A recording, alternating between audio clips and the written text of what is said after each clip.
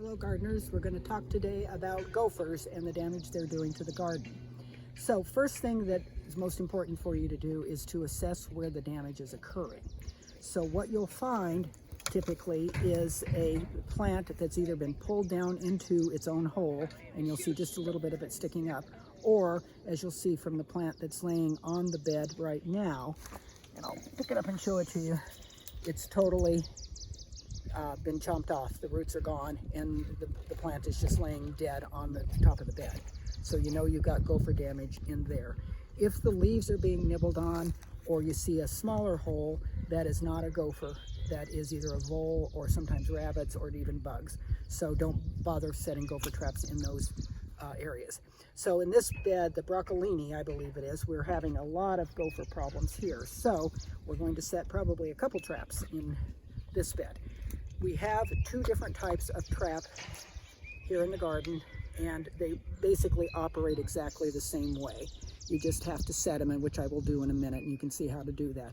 But the important things with gopher traps, you've probably heard the phrase light at the end of the tunnel. That's what's the important part of setting these traps, is when the gopher comes into the hole at the front of the trap, they need to be able to see back through the hole at the back, the light at the end of the tunnel.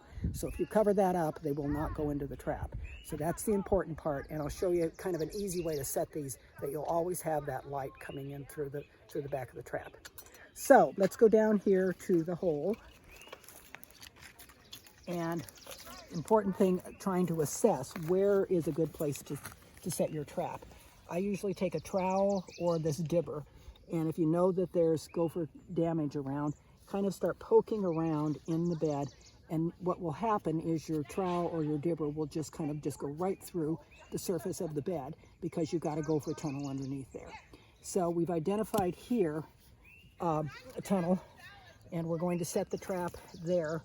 And it's important too to see which way the tunnel is going. Now you can't always identify where the gopher is in the tunnel, so you might set it one way, doesn't work, come back the next day, set it the other way, and you'll catch the gopher. So that's kind of a just trying to figure out what seems the best.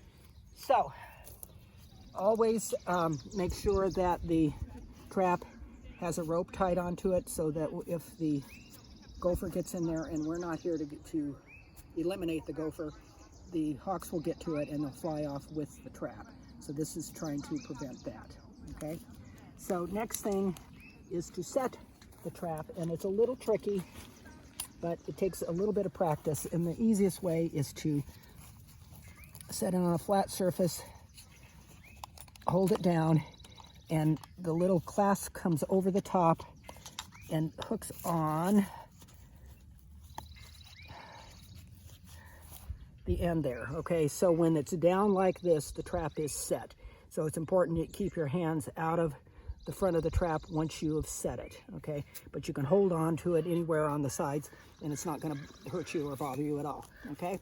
So the next step is to find your hole and determine where your tunnel is. And so we're going to assume that the gopher is somewhere along here. Now it could be way underground, even under the walking path there.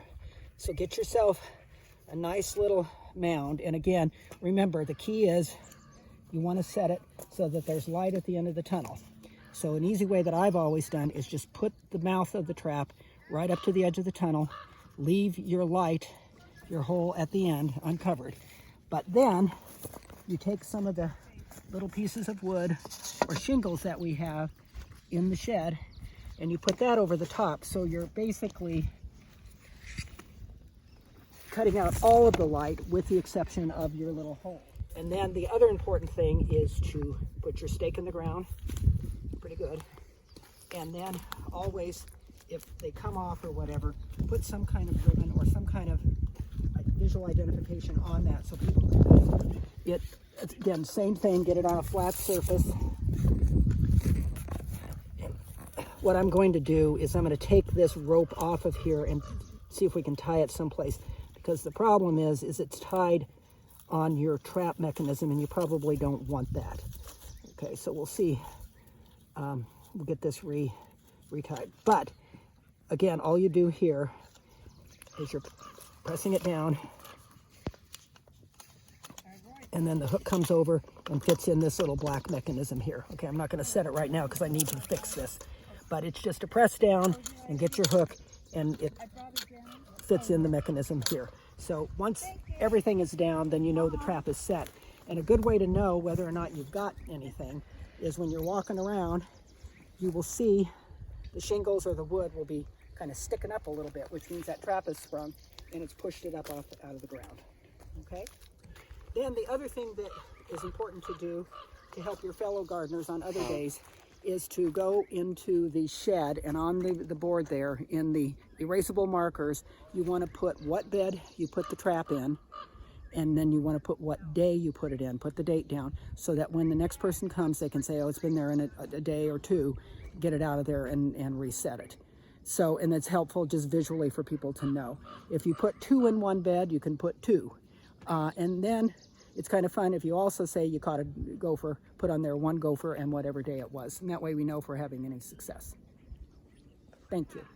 Oh, and then if you are lucky enough to catch a gopher, what we usually do is we'll take it out, we'll take the carcass of the gopher out, and we'll toss it over the fence. And the birds will get to it really quickly.